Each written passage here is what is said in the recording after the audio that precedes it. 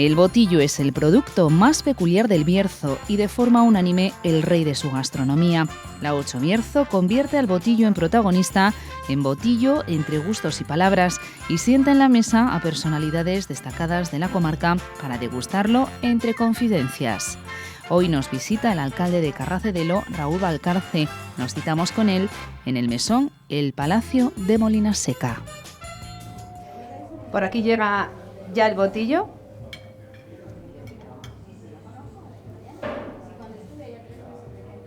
Muchas gracias.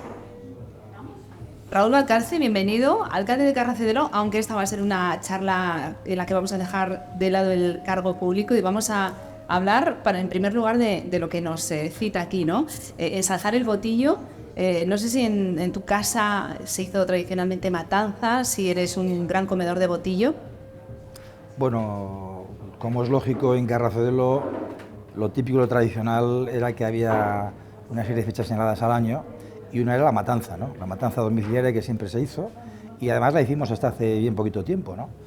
Hasta que, bueno, pues realmente empieza a ponerse en duda la matanza domiciliaria, que yo creo que ha sido un problema grave a nivel de comarca de Bierzo, pero sí, hasta hace pocos años, incluso este año en casa tenemos pensado todavía volver de nuevo con esa tradición y volver a producir este típico botillo del Bierzo, que realmente supone, yo creo que un elemento tradicional en la cultura de la comarca del Bierzo, ¿no? Bueno, pero no lo vamos a tener de adorno, vamos a cortarlo. A cortarlo un poquito. Así se hace en tu casa también, ¿no? Claro, por Se hace supuesto. un botillo para la familia y te tiene un poco de hueso. ¿Me dejas a mí? Sí. Bueno, echamos aquí. Además siempre había una batalla tradicional, ¿no? En mi casa, que éramos 3 hermanos y cuando eran botillos grandes, no de ración como ahora, te sirvo si quieres un trocito. Y siempre había una batalla tradicional, reitero, que era ver quién cogía el primer rabo, ¿no? Ese trozo que yo creo que de alguna manera era lo que todos buscábamos en ese momento, ¿no? Vamos a poner un poquito de patata. ¿Y recuerdas con cariño esos momentos de la matanza? Sí, porque realmente era cuando se reunió la familia, era una fecha típica y tradicional, que junto con la maja y con la siega, pues de alguna manera estábamos todos alrededor de una comida que, aunque tengo que decir que en esa época no es que fuera escasa, pero tampoco era tan abundante, ¿no? Estamos hablando de hace más de 50 años, ¿no? Y había pues toda una cultura, ¿no? Empezaba la matanza por la mañana con un tema muy tradicional que era la parva, ¿no? Que para mucha gente que nos escuche o que nos vea, pues realmente era pan con el aguardiente aquel típico por la mañana, con lo cual todo el mundo puede ya suponer cómo salían los cerdos, ¿no? Salían realmente rápidamente de la cuadra y eran lógicamente, bueno, pues ajusticiados en ese momento, porque era una matanza tradicional donde se mataba al cerdo, ¿no? En ese momento, ¿no? Así se hacía en el Bierzo. Efectivamente. Entonces, bueno, luego a partir de ahí pues venía el tema donde al día siguiente se partían los cerdos y acababa toda una comida protocolaria que eran las famosas hebras, ¿no? Que, bueno, se hacían pues a la sartén con pimentón, a la brasa, en fin, había varias fórmulas y se degustaba ya una buena parte del cerdo en ese momento, con lo cual yo creo que realmente, bueno, pues la familia se reunía y se disfrutaba de la compañía, ¿no? ¿Y cuántos años tenía usted o tenías tú en ese momento? Bueno, pues yo tengo memoria histórica desde los 5 años, la primera matanza, hasta los más de 40 y tantos, 50, que asistía a la última, ¿no? Que mi padre, que además era un gran matachín, que, vamos, realmente trazaba con tiralíneas, ¿no? Por dónde cortar el cerdo, iba explicando qué partes tenía, te explicaba qué partes eran las más jugosas del cerdo, ¿no? Y reitero, cuando llegaba el primer botillo, pues esa batalla era épica porque los botillos entonces tenían un poquito más de curación, ¿no? Entraban más en sazón. Y yo recuerdo con nostalgia, y siempre nos quejábamos un poquito de que había una batalla porque los huesos venían demasiado pelados a veces, ¿no? Entonces decíamos, hombre, que había que dejar un poquito más de carne, ¿no? Yo creo que eso, bueno, pues de alguna manera a todos nos fue marcando un poquito, ¿no? En aquella época. ¿Su padre Pedro? Pedro Valcarce. Que vivió en su casa, ¿no? Hasta que falleció. Sí, efectivamente, sí. Lo conozco hasta los 95 años. Hace ahora ya, pues, unos años que ha fallecido y realmente, bueno, pues fue el que nos inculcó un poco, ¿no? El amor por la tierra y también por cultivar las tradiciones, ¿no? Una persona que siempre hizo vino, porque mi abuelo Tirso Valcarce, un gran vinatero que sacó adelante 8 hijos con mucha pasión, bueno, pues vivió del mundo del vino y fue inculcándonos a todos, ¿no? Y mi padre, yo creo que fue un poco el artífice de meterme a mí, pues esa vena un poco agrícola y agroalimentaria, y bueno, hasta hoy, ¿no? Cultivando esas tradiciones, y yo creo que el botillo es un plato, es el rey, lógicamente por excelencia, de un plato gastronómico como es en el Bierzo, pero que realmente infunde, ¿no? Creo que cierta nostalgia y tradición el ver cómo alrededor de una mesa es capaz de unir y de aglutinar, yo creo que experiencias diversas, ¿no? Usted trazó por casualidades de la vida una relación especialmente singular con su padre, porque usted pierde a su madre muy joven, con unos 18 años aproximadamente, ¿no? Sí, 19 años. Sí. Y se queda con él, ¿no? Porque sus hermanos ya se habían ido. ¿Y cómo era la relación con su padre? ¿Cómo fue? Bueno, yo creo que mi padre era muy difícil tener mala relación con él, ¿no? Yo tengo 2 apellidos, Valcarce y Diez, y son diametralmente opuestos, ¿no? Valcarce es la persona serena, la persona trabajadora que infunde además mucho respeto en el pueblo, y voy a contar un detalle. En Carracedelo, como muchos pueblos, siempre había los típicos motes, ¿no? Bueno, los Valcarce nunca tuvieron mote, jamás en la vida, ¿no? Eso decía mucho, ¿no? De esa trayectoria, de esa familia, ¿no? Y luego los Diez ya eran personas, por parte de mi madre, más vehementes, más apasionados, también muy trabajadores, pero realmente con mucho temperamento, ¿no?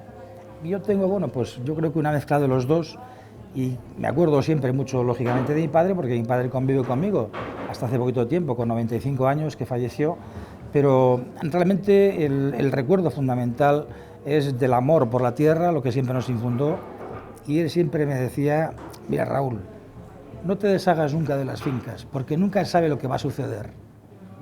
Porque yo en aquella época además trabajaba en montaje, bueno, mi futuro yo me lo imaginaba con la maleta, ¿no? Como me ha pasado con muchos compañeros que todavía se han jubilado hace poco tiempo, con Siderometalúrgica Dulo Felguera, que fue la empresa con la que trabajé siempre. Pues bueno, yo lógicamente lo veía como muy lejano que yo me quedara en Carracedelo, no a vivir. Y esa fue la función. Bueno, como un buen día en la empresa nos dijeron que no iba a haber fijos, porque era la época de conflictos colectivos con Dulo Felguera en Asturias, que todos recordaremos, pues bueno, empecé a fundar una pequeña asociación familiar que fue creciendo. Más tarde pues nace esa pequeña industria agroalimentaria, y ese es el futuro que nos hemos labrado. Y por supuesto, bueno, pues yo me quedé en casa, creo que fue un acierto, porque me ha permitido pues compartir con mi padre muchos años de experiencia, y que además tengo que decir que tuve la suerte de que mi padre hizo pues unas migas excelentes con mi mujer, con María Antonia. Por tanto, bueno, de hecho siempre defendía a María Antonia, ¿no? Por encima de todo. La bronca me podía caer a mí y no a ella, ¿no? Eso suele pasar. Sí. El de fuera siempre más, parece que están más balsadas. Siempre se habla mal de las nueras, sin embargo, pues mi padre evidentemente hacía unas migas excelentes con ella, ¿no? ¿Y qué recuerda de su madre? Porque ella fallece y claro, usted se queda con su padre, en una casa con 2 hombres. ¿Cómo recuerda a su madre? ¿Qué recuerda de ella? De hecho, le puso su nombre a su hija, ¿no? O sea que sí. Eso da la medida de la importancia. Bueno, yo creo que siempre se ha dicho, ¿no?, que madres no hay más que una, ¿no? Eso es evidente.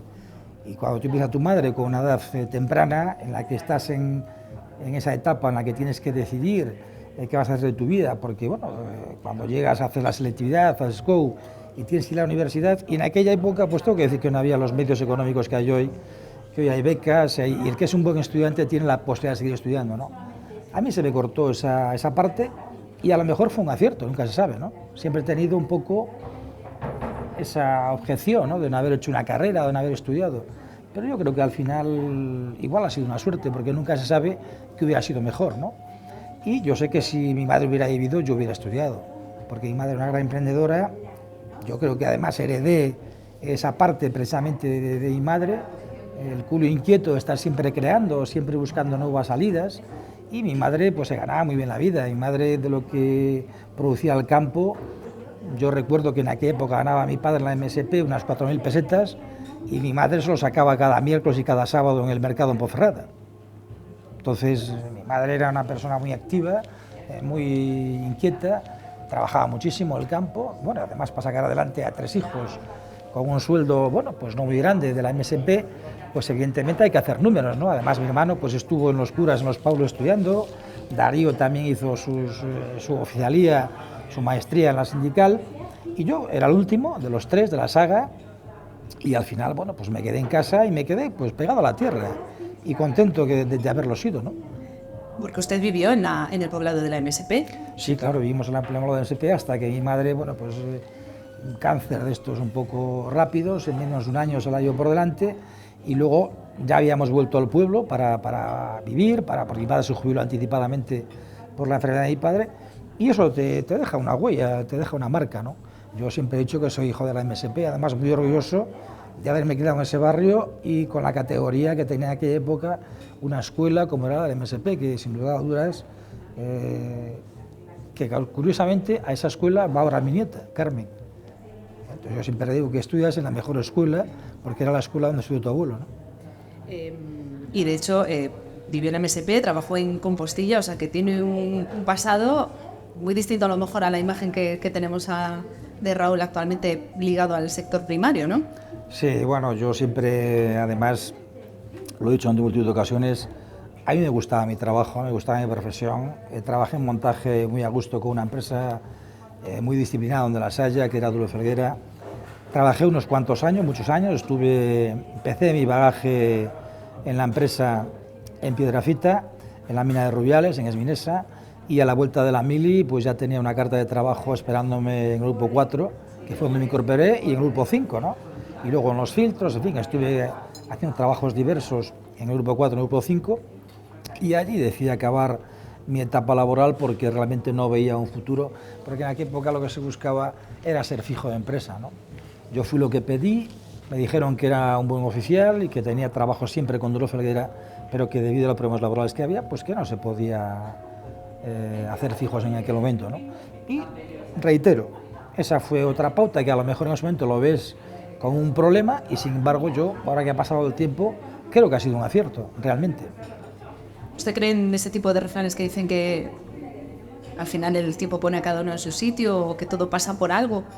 Sí, pero yo creo que hay que buscárselo, hay que definirlo cada uno. Yo creo que sin trabajo y sin esfuerzo no hay nada. Es decir, yo le repito todos los días a mis hijos que con 8 horas de trabajo el negocio no funciona.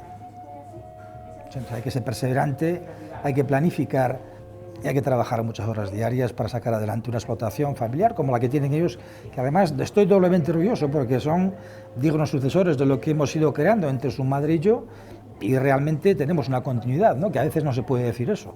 Por tanto, reitero, si cada cosa tú la puedes ver negativa a un momento determinado y luego pasa el tiempo y te das cuenta que no, que te ha abierto un camino. O sea, que has buscado otra fórmula de vida, otra forma de trabajo. Sus 2 hijos siguen su estela, tanto Raúl como Agustín, y Hortensia ha estudiado en la universidad. ¿Usted, si pudiera estudiar, qué le hubiera gustado hacer? Si se pudiera quitar esa espinita. Bueno, pues parecerá una tontería, pero algo derivado también, que además posiblemente me hubiera llevado de nuevo al origen, ¿no? Me hubiera haber sido un ingeniero agrícola, fíjate. Sí, sí. Esa es lo que sabe, pero con el tamiz de que, o el pulso, ¿no?, que da el conocimiento científico, bueno, digamos.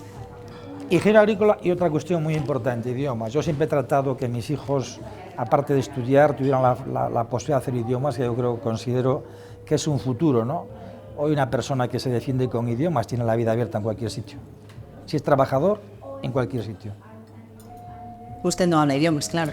No, hablo un poco de francés porque además los pusieron en el enigma, no nos daban a elegir. En mi época el bachillerato era obligatorio francés y bueno, me sirvió en las promociones que hicimos en la época de la Diputación Provincial, cuando estuvimos en Francia, en algunas promociones que hicimos, me sirvió ese francés de bachillerato que rememoré allí y bueno, vi que me había quedado todavía pegado y que había y que funcionaba. Sí, sí. Y de repente, me imagino que con esa vida que tuvo no fácil, con la pérdida de una madre, con lo que se supone, y sus hermanos se van, usted se queda con su padre, de repente irrumpe también en su vida la política. De hecho, empecé tuteándole y ahora le estoy ya tratando de usted de nuevo porque una persona que lleva desde el 84 en política y ostentando cargos públicos y cargos de representación, claro, no se puede desligar casi a la persona del representante público. Bueno, yo tengo que decir que empecé en la política realmente como un paracaidista, ¿eh? Porque a mí me fueron a buscar y además, hoy lo voy a desvelar aquí, yo creo que ya lo he dicho en alguna ocasión.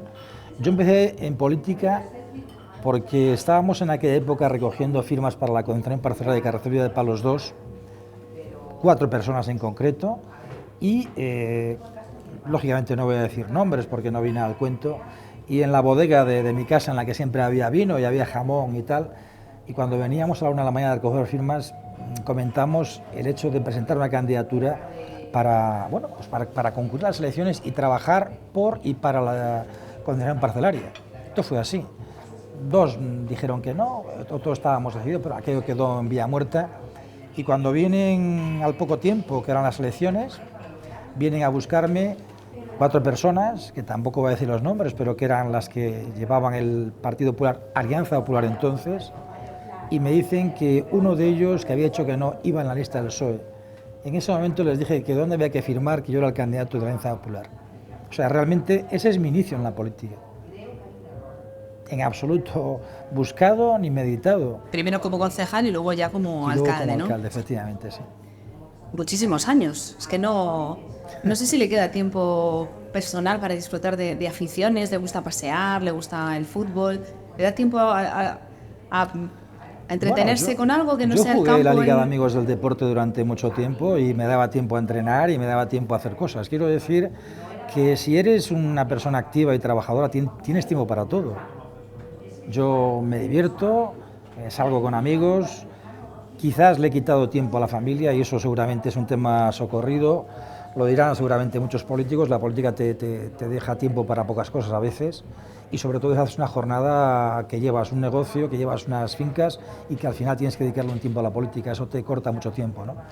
Porque los viajes son largos, aquí se saca pocas cosas, hay que ir a León, hay que ir a Valladolid, hay que ir a Madrid y eso te lleva tiempo. Y al final hay que quitárselo a una parte. Y la familia siempre realmente ha sido pues la más perjudicada en este caso, eso es cierto. Ahora se beneficia a Carmen, ¿no? Sí, que está intentando enmendar esos errores. Bueno, no son errores, son avatares de la vida y hay que trabajar cuando... Quiero decir que no ve todo lo que quisiéramos, ¿no? Porque también es verdad que bueno, que ya está, vive en Ponferrada, tiene su colegio y tiene su actividad ya. Pero le hace mucho de rabiar. Sí, ¿Te gusta hacerle de rabiar? Me gusta, sí.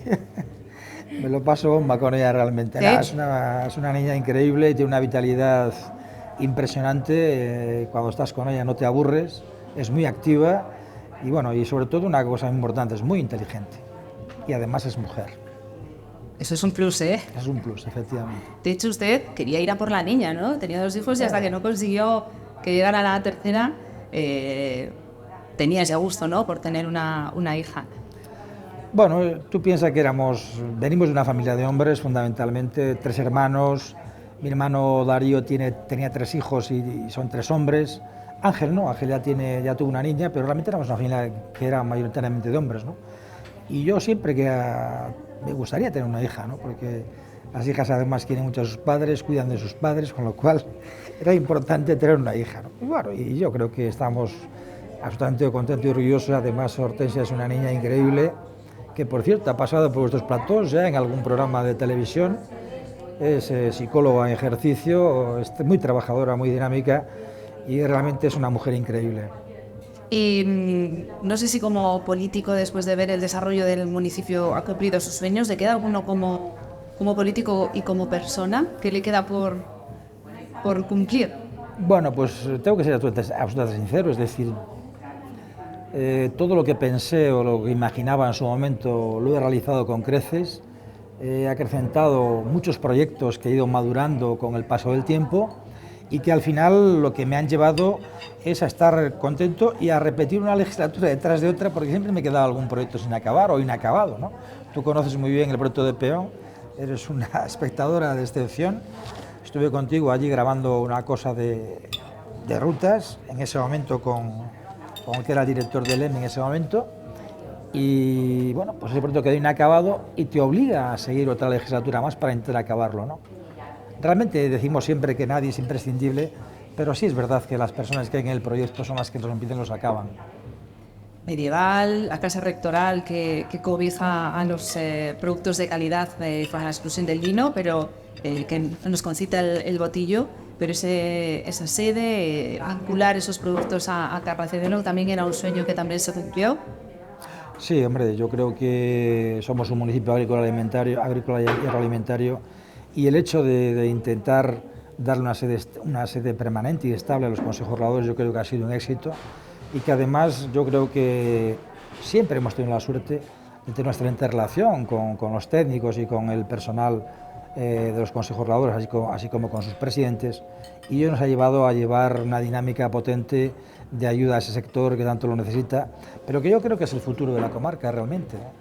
Yo siempre lo he dicho, el sector agrícola y agroalimentario ha aguantado muy bien el tirón en la crisis, ha creado empleo, sigue creciendo y además es generador de mano de obra en momentos puntuales, con lo cual yo creo que merece mucho la pena el esfuerzo que hemos hecho desde la corporación del municipio que me honro presidir. De hecho, la gastronomía es la industria de la felicidad, ¿no? ¿Qué hay mejor que dedicarse a la industria de la felicidad? Mira, a usted le gusta comer, ¿no? ¿Le gusta reunir a amigos y sentarse en torno a la mesa? Sí, yo creo que en la vida hay que trabajar, pero también hay que tener un tiempo para disfrutar, ¿no? Y qué mejor que hacerlo pues en momentos como este, degustando un botillo del Bierzo o cualquier tipo de manjar que tenemos en la comarca. Somos una comarca que reúne muchos sellos de calidad, que tiene una oportunidad única realmente de llevar a cabo una proyección. Y además tengo que decirlo claro, es decir, el impulsor de Productos de León fueron los Productos del Bierzo. Cuando empezamos en el año 95 con aquella inversión de más de 400 millones de pesetas, de las antiguas pesetas, para desarrollarlo en 4 años, los Productos del Bierzo estuvieron siempre permanentemente en la picota. Es decir, hoy se conoce esa vitola de Productos de León, ese label, pero se empieza en esa época, ¿no? En esa corporación en la que José Antonio Díez, como presidente, me encarga a mí llevar a cabo ese proyecto de Productos de León. Realmente ese es el impulso determinante y eran los productores y las empresas de la comarca del Bierzo los que estaban en punta de lanza. Y tienen tirón, ¿no? Seguirán teniéndolo. Por supuesto. Ahora mismo las empresas de la comarca del Bierzo están muy asentadas, tanto el sector cárnico como el sector frutícola como el sector vitícola, y yo creo que realmente hay un futuro y un potencial increíble. ¿Y usted es cocinillas? ¿Le gusta cocinar? ¿Se le da bien? No soy cocinillas, tengo que reconocerlo. Me gustan mucho los programas de cocina, me gusta observar, y ahora, bueno, pues he hecho allí con mi mujer una especie de bodega en la que me ha encomendado ser precisamente, hemos puesto ahí una parrilla, un horno, y ya yo empiezo a tocar ese mundo.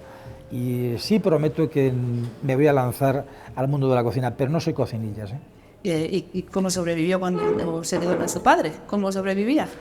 Bueno, mira, yo tuve la inmensa suerte de tener una tía, la tía Albina, que tenía 2 hijas, tuvo 2 hijas, y una de ellas, Amalia, era como la hermana que no teníamos, ¿no? Y Maruja ya estaba en Madrid, con lo cual no, pero Amalia sí. Y realmente pues teníamos la bondad de que siempre iba por casa y siempre había plancha. Y luego mi padre sí era cocinillas, mi padre sí.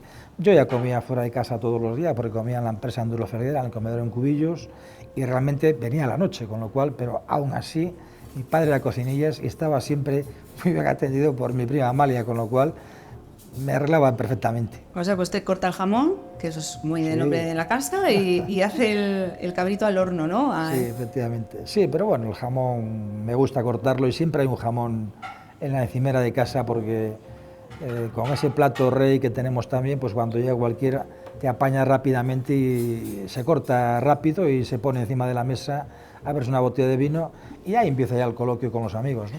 Pero no es exigente, creo, ¿no?, en la cocina, porque algún fin de año en su casa se han comido huevos fritos con jamón, para que las cocineras también puedan disfrutar, ¿no?, de las cenas.